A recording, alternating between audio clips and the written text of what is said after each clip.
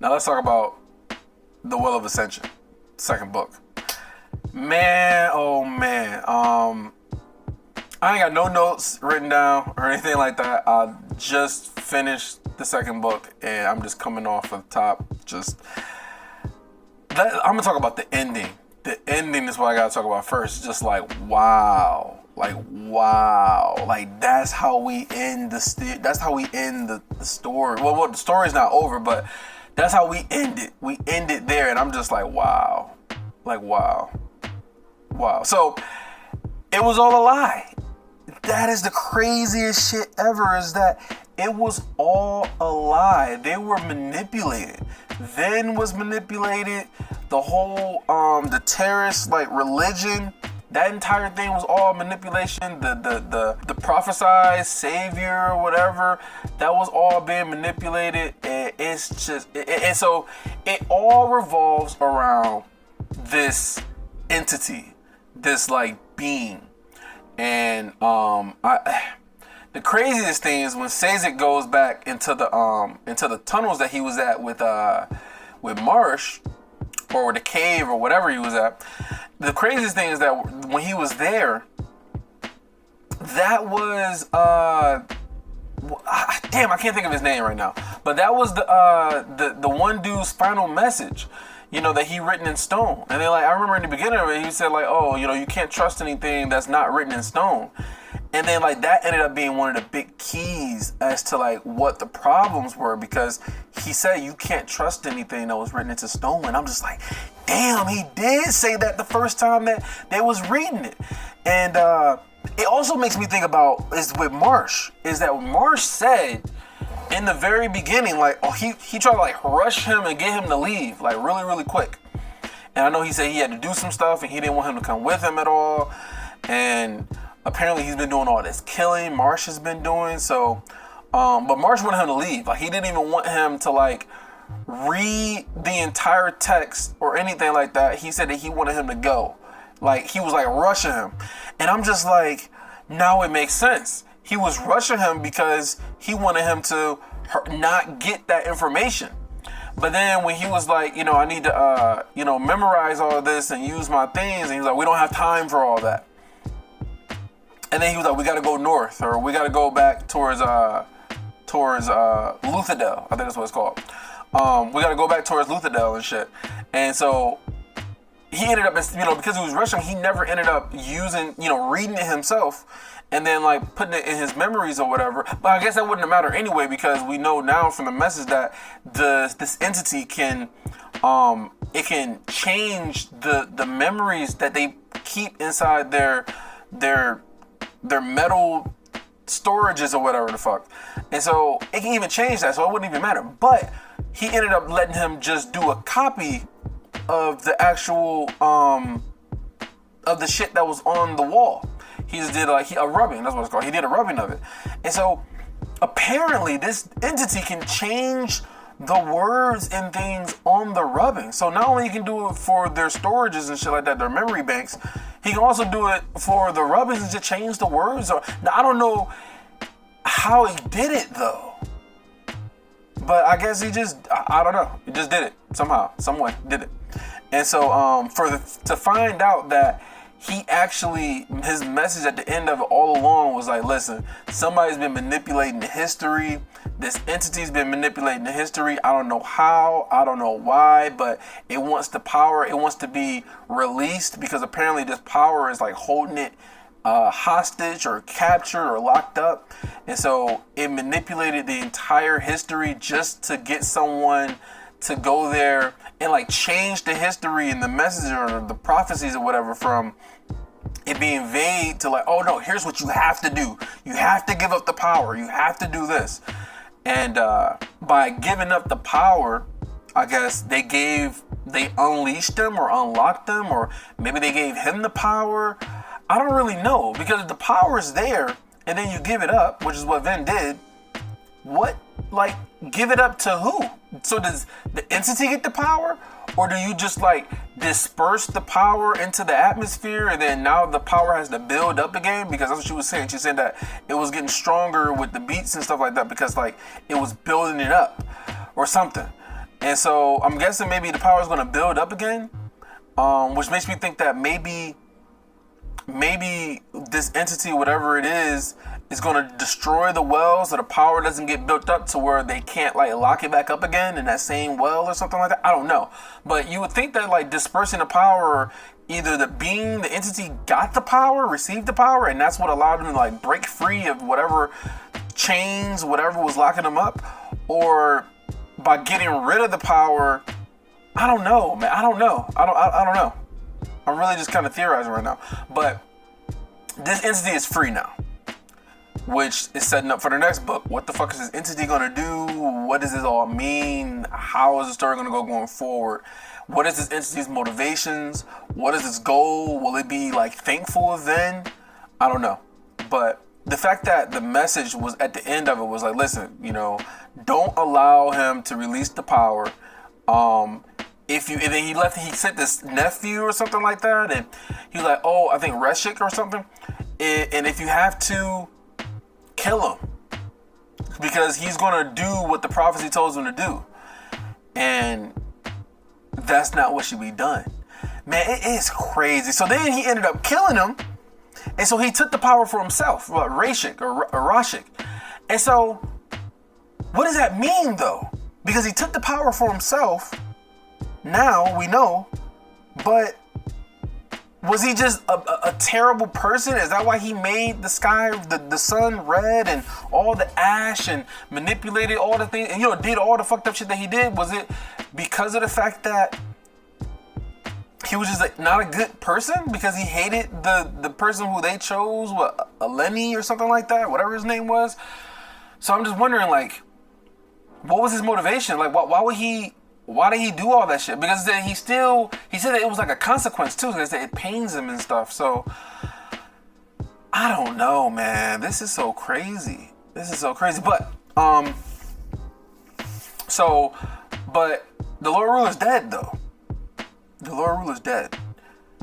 Man, and then let me talk about Marsh. So what's going on with the Inquisitors now? Because we haven't seen any Inquisitors besides Marsh.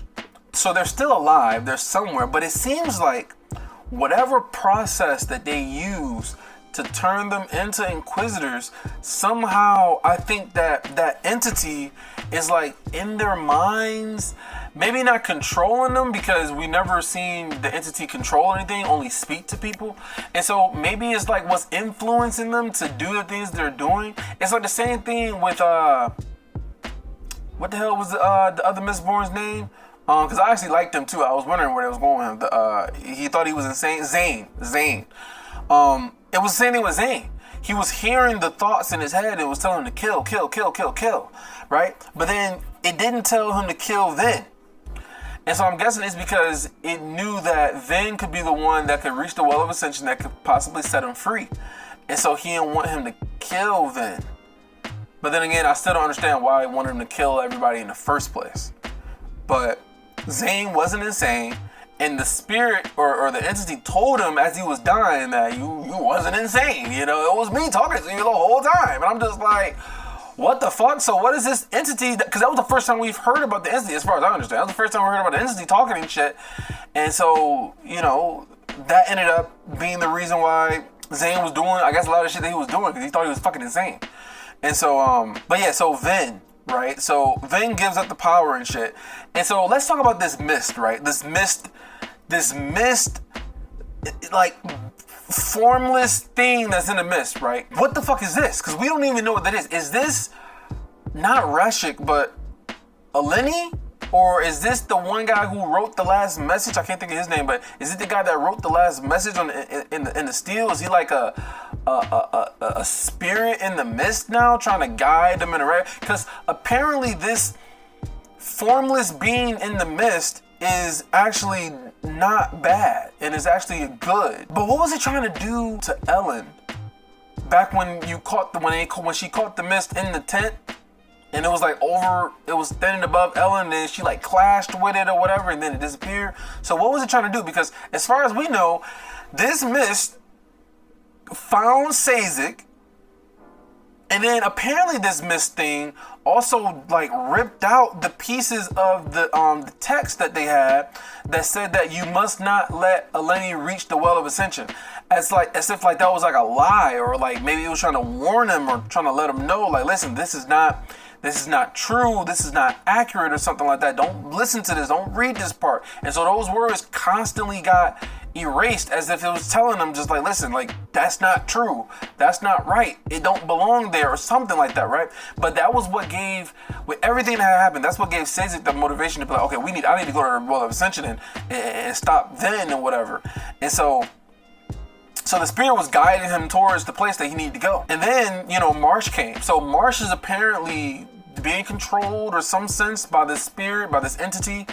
Maybe it has something to do with the Inquisitors, maybe with the way that they're created, which we still don't understand how they're created. Maybe that's has something to do with the reason that they're being controlled, or maybe influenced in some type of way or something like that. But yeah, so Marsh ended up having this fight with Sazek, because he was there simply to stall him and stop him from being able to reach Vin, which ended up being successful. And then what's so stupid is that Ham was the one that came there and knocked him out. And it made no logical sense to me, because if Marsh is a traitor, Sazek knows Marsh is a traitor, Ham knows that Marsh is a traitor because he was trying to kill Sazek and shit, stop him from doing. Why didn't they kill him? Why did they keep him alive and not take out the spike to end his life? Like, yeah, it was Kelsey's brother and everything, but like, he was fucking trying to kill Sazek, bro. Like, they should have killed him on the spot. But no, I guess for story purposes, he was left alive, and then they came back and then, oh my god, he's gone, like Michael Myers and shit. It's just like, it'd be cool, I could put a clip, fucking Michael Myers, oh my god, he's gone. I shot him 6 times. I shot him 6 times. I shot him 6 times. He's gone.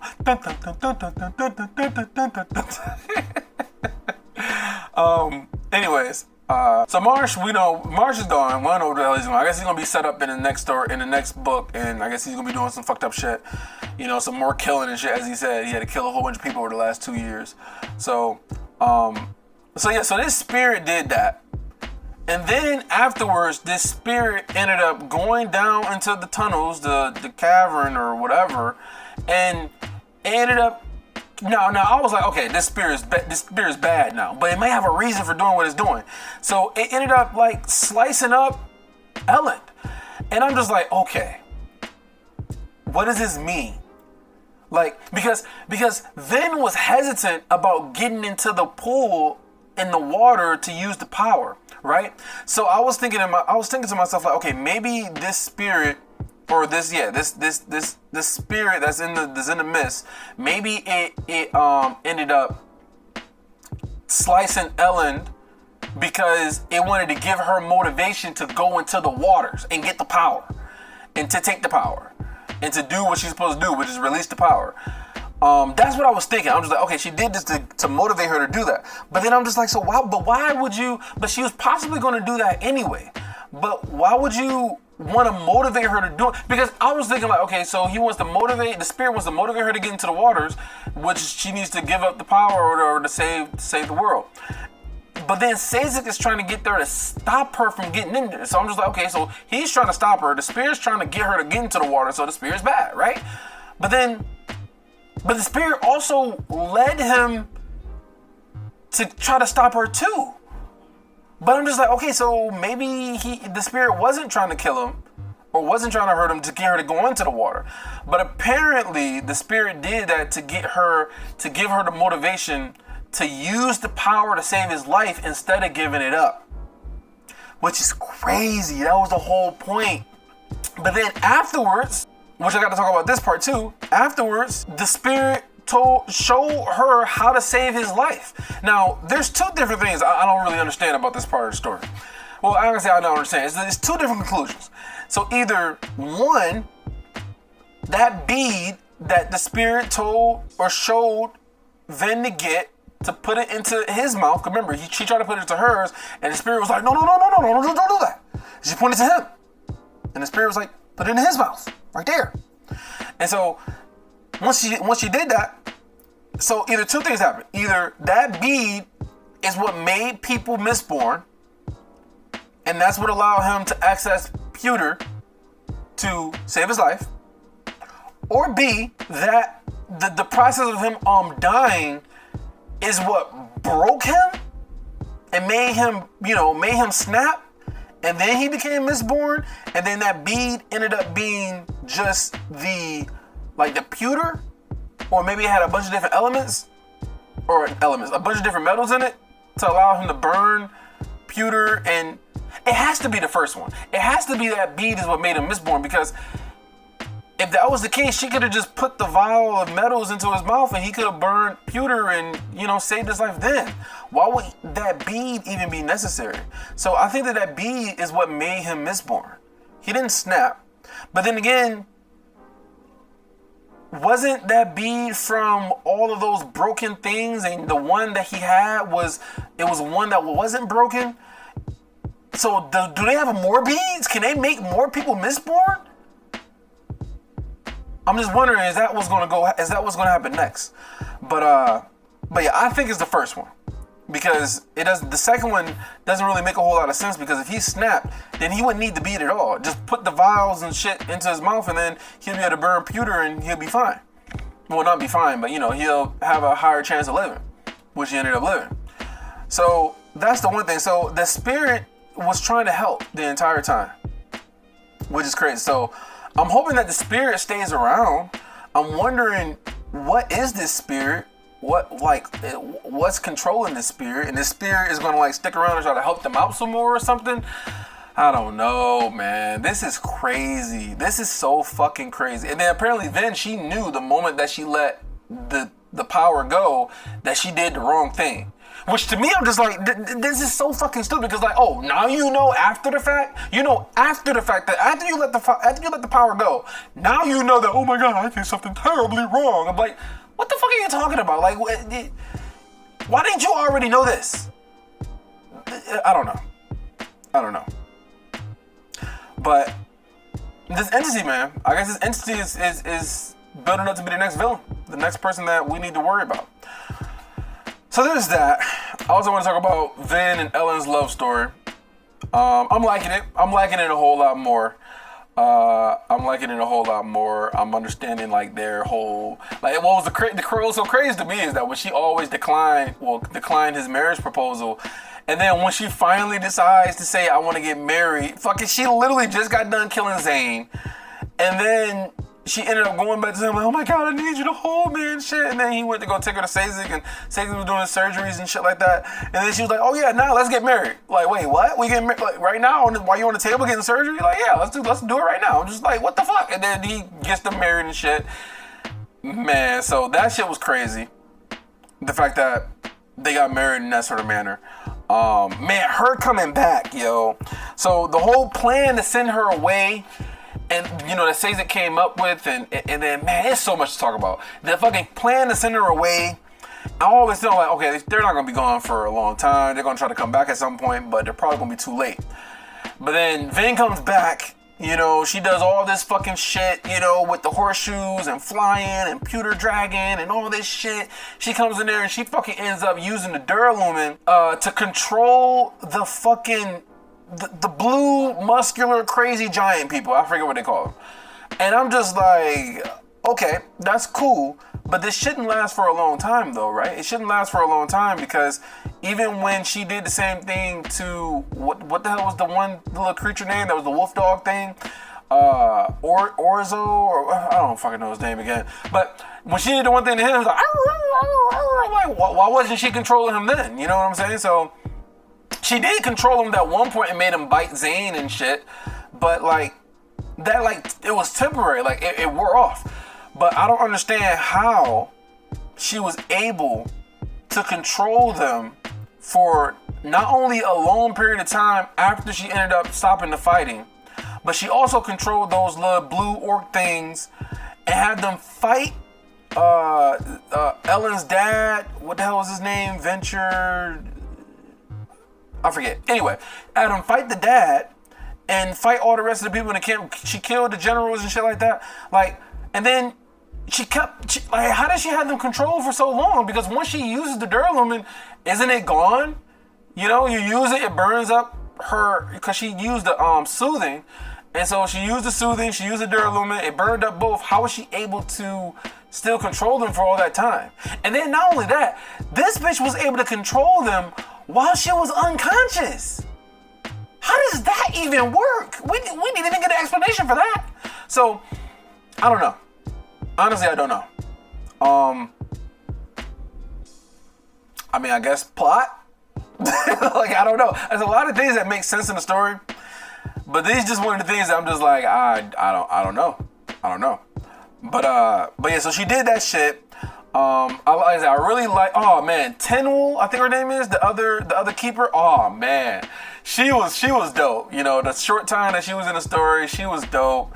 And then to find out that Sazek was in love with her, and then I'm just like, oh shit, you know, he gotta love her.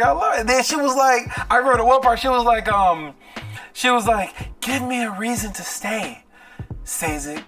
And then he was like, I want you to stay, you know, please stay.